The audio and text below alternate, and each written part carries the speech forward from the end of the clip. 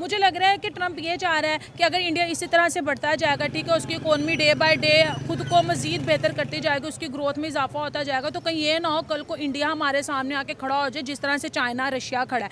तो मे भी वो इंडिया को इस वजह से पीछे करना चाह रहा है, वो अपनी हर मुमकिन कोशिश कर रहा है मैं किसी ना किसी तरह से इनकी इकोनॉमी को डिस्ट्रॉय करूँ, इनको प्रेशर डालूँ। मैं ये कहूँगी कि जितने जब कंट्री पे प्रेशर आता है ना, तो जो उनके लीडर ने आगे अपनी कंट्री के लिए सोचा होता है वो सब कुछ तहस नहस हो जाता है, वो उसी चीज़ में अटक के रह जाए। जिस तरह से टैरिफ की बात आ गई, अब देखो हमें लगता है कि इंडियंस लोगों के लिए ये इतनी बड़ी बात नहीं उन्होंने प्रिपेयर किया, ठीक है हर चीज़ से उन्होंने प्रिपेयर, लेकिन फिर भी एक टेंशन वाली बात तो है ना, अगर जीरो से स्टार्ट करेंगे। जहाँ पे अमेरिका और रशिया के रिलेशन की बात कर लें, ऑब्वियसली 20% इंक्रीज़ हुआ है रशिया से ऑयल लेके अमेरिका, तो वो भी अपना बिजनेस कर रहा है, चाइना तक कर रहा है, तो फिर इंडिया पे ये सैंक्शन क्यों लग रहे हैं? इंडिया को ही क्यों कहा जा रहा है कि तुम ऑयल नहीं परचेज करोगे? कि आप अगर पाकिस्तान को देखें, आपको शायद याद होगा 2015 में पाकिस्तान को फैटफ में डाल दिया गया था, उसके से पाकिस्तान को बहुत ज़्यादा नुकसान हुआ था, उस वक्त नज़र नहीं आया, मगर ओवर द 3-4 ईयर्स 5 ईयर 2020 तक आपको समझ आ गई थी कि इंडिया 2015 में कहाँ खड़ा था, कहाँ से क्या गया और हम कहाँ। और इसमें ज़्यादा मसला ये था कि कोई पाकिस्तान के ऊपर ट्रस्ट नहीं कर रहा था, वो हाई रिस्क कैटेगरी में पाकिस्तान को पार्क किया हुआ था।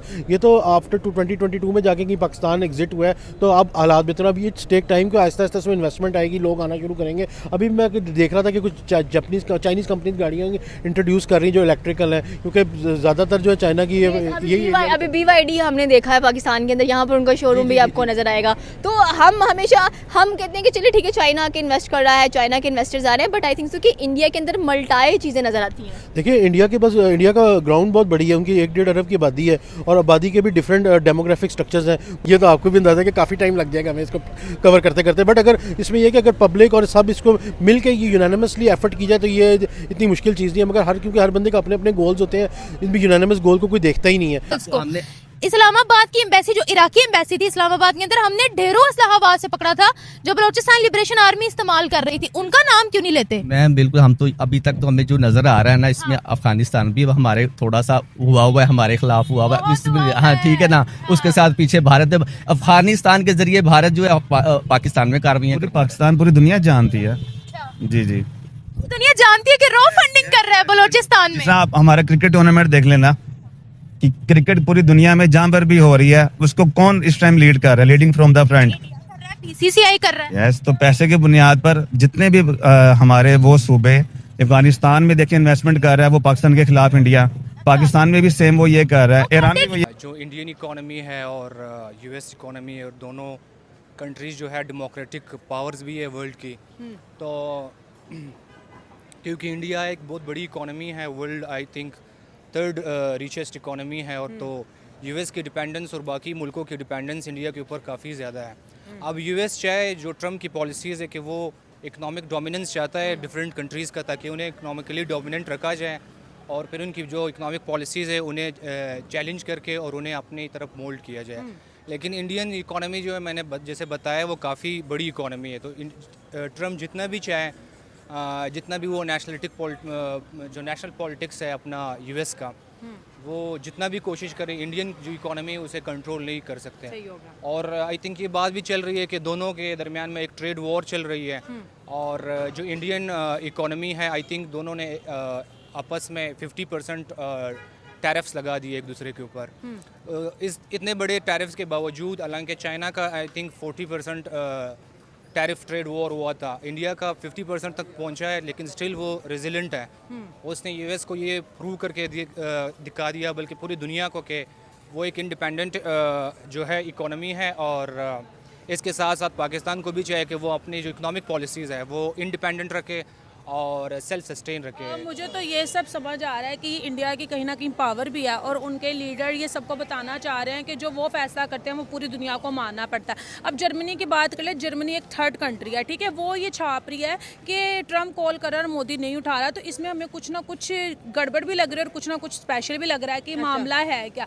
और जिस तरह से 50% उन्होंने टैरिफ लगा दिया, और मैं ये कहूँगी कि इसके लिए ना मोदी ने पहले ही अपने लोगों को और ख़ुद को प्रिपेयर किया हुआ था कि 50% टैरिफ लगना ही लगना है। और इसी वजह से उनकी कंट्री में इसको लेके किसी भी किस्म की कोई वो बाल नहीं मचा। अब हमारी वीडियो सुबह आएगी तो ऑब्वियसली बात है ये सुबह लग जाएगा। $60 बिलियन के ऊपर, मतलब कि ये बहुत बड़ी टैरिफ अमाउंट है, ठीक है, उस पर लग रहा है। और अगर मैं टैरिफ की बात करूँ तो इंडिया के लिए कोई बड़ी चीज़ नहीं है, ठीक है, उनको थोड़ा सा प्रेशर आएगा, लेकिन उनकी इतनी आबादी है, ठीक है, वहाँ पे इतने बिजनेसमैन है, वहाँ पे इतना सब कुछ है, तो वो थोड़ा कुछ ही टाइम में इसको रिकवर कर लेंगे। जहाँ पे मैं ये बोलूँगी कि जो उनकी इंडस्ट्री है ना वो किसी और कंट्री में शिफ्ट हो जाएंगे, ठीक है, ताइवान जैसी कंट्रीज़ में हो जाएंगे जहाँ पे इतना टैरिफ नहीं लगा, वो वहाँ पे अपनी इंडस्ट्री को शिफ्ट कर लेंगे, वहाँ पे वो अपना काम करेंगे। जितना इंडिया को ज़रूरत होगा वो इंडिया में चला जाएगा और जो बाकी है वो अदर कंट्रीज़ में सप्लाई हो जाएगा। उनका वो जो चेन है ना वो चलती रहेगी। अगर ट्रम्प की बात कर लें तो ट्रम्प मुझे नहीं समझ आ रही कि अच्छे भले उसके रिलेशन थे, ठीक है, वो रिलेशन को क्यों बिगाड़ा, वो रिलेशन को क्यों ख़त्म करा। अभी उसकी जो हुकूमत आई को भी 6 मंथ हुए हैं, ठीक है, और 6 मंथ में ही उसने अपने आप को इतना ज़्यादा हाईलाइट कर दिया।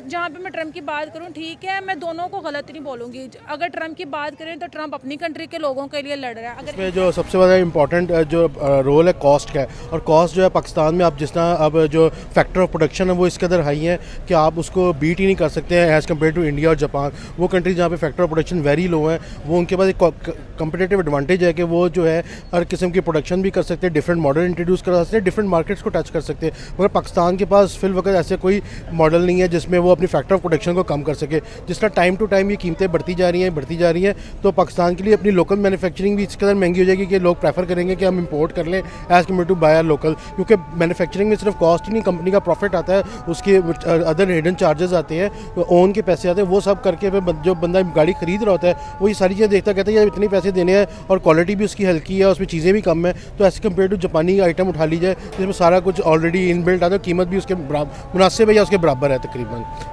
बिल्कुल आपकी बात सही है कि हमारे पास अगर हम कॉस्ट की बात करें, लेबर डेफिनेटली हमारे पास चीप नजर आता है, लेकिन जो कॉस्ट आती है इनके ऊपर वो हम अफोर्ड नहीं कर सकते हैं।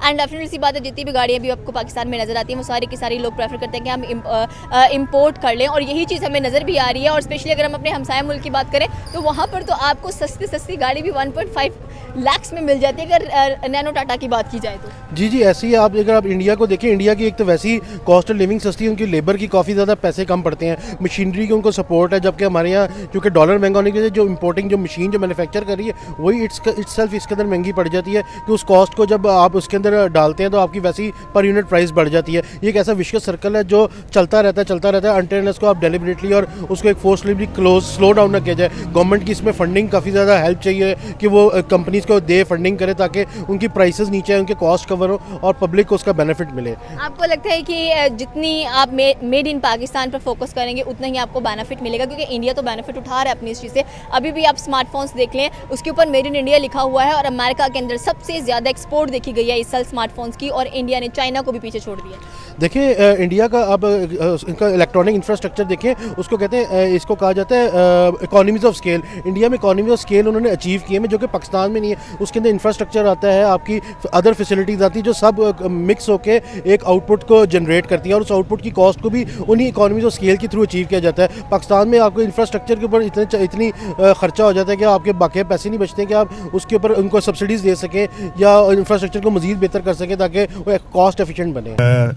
पंजाब की जो अवाम है उन पर जो इन्वेस्टमेंट की जाती है, और बलूचिस्तान को वो हक़ महरूमी से जिस हवाले से वो प्रोटेस्ट करते हैं या उनको हकूक़ नहीं दिए जाते, उनको अगर आप अच्छे तरीके से हुकूमत उनके साथ मुज़ाकरात करे, उनको प्रॉपर उनके हकूक़ दे, उनको वसाइल दे, जिस तरह पंजाब में तालीम पर, सेहत पर और बहुत सारे शोबों पर इन्वेस्टमेंट की गई है, और इसलिए आप देखते हैं कि पूरे पाकिस्तान में इस टाइम पंजाब सबसे पहले नंबर पे जा रहा है। तो मेरा ये ख्याल है कि जो बलूचिस्तान के अवाम है उनको रिलीफ दिया जाए, उनके हकूक़ जो है पंजाब के हकूक़ के बराबर किए जाएँ। तो मेरा नहीं ख्याल कि वहाँ के जो इंतहा पसंद लोग हैं, जो कि वो भी पाकिस्तानी हैं, हमारे भाई हैं, वो अगर उनको भी प्रॉपरली हकूक़ मिलेंगे तो वो कोई किसी किस्म का ना कोई इंतशार करेंगे, ना कोई टैक्स करेंगे। और जो भी हमारी वो बहन है महानूर बलोच, जो महारंग बलोच, वो भी इंशाल्लाह ताला इस चीज़ को अंडरस्टैंड करेंगे कि जब उनको किसी भी एहसास महरूमी का शिकार होने से बचाने के लिए गवर्नमेंट इकदाम करेगी तो ये तमाम मसाइल हल हो जाएंगे।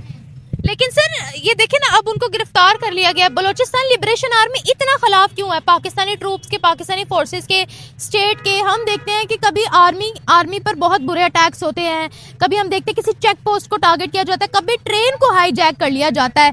अभी रिसेंटली उन्होंने एक और नई वार्निंग इशू कर दिया है। तो बलोचिस्तान लिबरेशन आर्मी इतना खिलाफ क्यों है हमारे? क्योंकि उनको एक प्रॉपर चैनल के थ्रू सपोर्ट किया जा रहा है, उनको फंडिंग की जा रही है। हमारे जो बॉर्डर के साथ जो 2-3 हमारे मुल्क हैं जो पाकिस्तान के खिलाफ हैं, वो उनको सपोर्ट करते हैं। जब जाहिर बात है हम अपने इस बलूचिस्तान सूबे भाइयों को सपोर्ट नहीं करेंगे, उनकी मदद नहीं करेंगे, तो कोई और दूसरा मुल्क आके उनको इस साथ खड़ा हो जाएगा, उनको सपोर्ट करेगा, उनको हमारे अगेंस्ट इस्तेमाल करेगा। कौन कर रहा है सर? ये आपको भी पता है कौन कर, इंडिया कर रहा है। जाहिर वो कर रहा है जी, बिल्कुल। चीज माननी पड़ेगी कि उनकी एजेंसी बड़ी फिर स्ट्रॉन्ग है कि बलोचिस्तान में out of the control situation हो रही है। इसी तरह इंडिया वाले हमें कहते हैं कि जब वहाँ पर कोई अटैक्स होते हैं वो पाकिस्तान पे इल्जाम लगा देते हैं कि आपकी आर्मी और आपकी जो तंजीमें हैं वो सारी मिलकर उनको फंडिंग करती हैं, उनको सपोर्ट करती हैं। तो ये दोनों तरफ से चल रहा है। अफगानिस्तान वाले हमारे ऊपर इल्जाम तराशी करते हैं, हम उन पर इल्जाम तराशी करते हैं।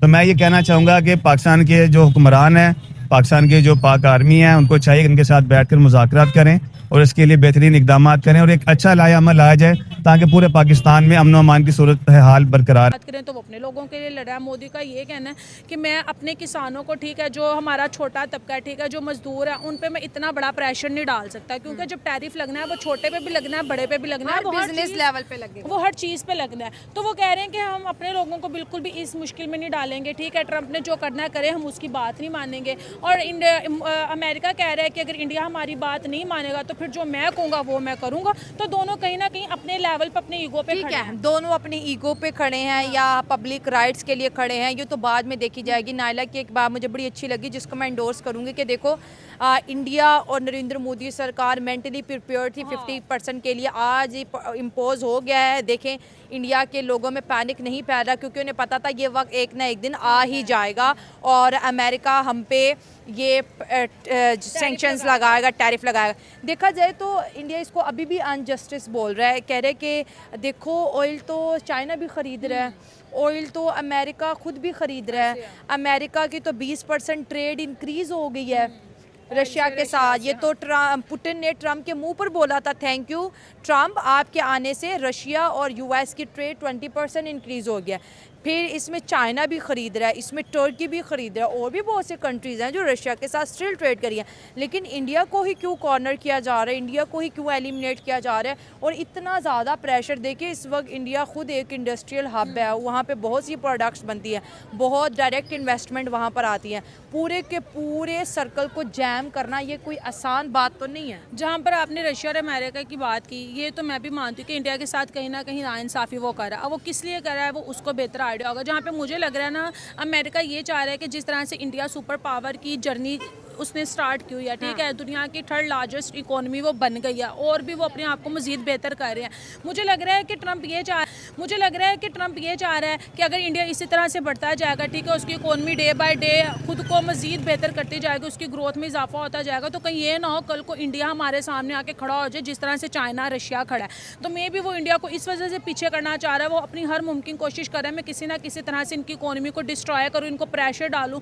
मैं ये कहूँगी कि जितने जब कंट्री पे प्रेशर आता है ना, तो जो उनके लीडर ने आगे अपनी कंट्री के लिए सोचा होता है वो सब कुछ तहस नहस हो जाता है, वो उसी चीज़ में अटक के रह जाए। जिस तरह से टैरिफ की बात आगे, अब देखो हमें लगता है कि इंडियंस लोगों के लिए ये इतनी बड़ी बात नहीं, उन्होंने प्रिपेयर किया, ठीक है, हर चीज़ से उन्होंने प्रिपेयर, लेकिन फिर भी एक टेंशन वाली बात तो है ना। अगर जीरो से स्टार्ट करेंगे, जहाँ पे अमेरिका और रशिया के रिलेशन की बात कर लें, ऑब्वियसली 20% इंक्रीज़ हुआ है रशिया से ऑयल लेके अमेरिका, तो वो भी अपना बिजनेस कर रहा है, चाइना तक कर रहा है। तो फिर इंडिया पे ही ये सैंक्शन क्यों लग रहे हैं? इंडिया को ही क्यों कहा जा रहा है कि तुम ऑयल नहीं परचेज करोगे, तुम रिस्पॉन्सिबल ऑफ वॉर के। अगर रशिया और यूक्रेन की बात कर ले, ये तो कब से चल रही है, ये तो ट्रंप के आने से पहले की वॉर थी। ये तो नहीं कि ट्रंप आया तो रशिया और यूक्रेन की वॉर स्टार्ट हो गया, वो उसको रोकना चाह रहा है। इवन कि अगर मैं मोदी जी की बात करूँ, मुझे अभी भी याद है उन्होंने बोला था पुतिन को कि तुम रशिया और यूक्रेन की वॉर को ख़त्म कर दो, ये आजकल वॉर का ज़माना नहीं है, ठीक है, हमें कारोबार में वो करना चाहिए, ख़ुद को इंटरेस्ट करना चाहिए। तो पुतिन ने तभी बोला था भाई नहीं, ये मेरी और इसकी वॉर है, ये हम जब तक चाहेंगे करेंगे। देखिए सबसे पहले बात तो ये है ना कि ये सिर्फ अमेरिका का भी पहला केस नहीं है कि ये इंडिया के साथ चल रहा है। अच्छा।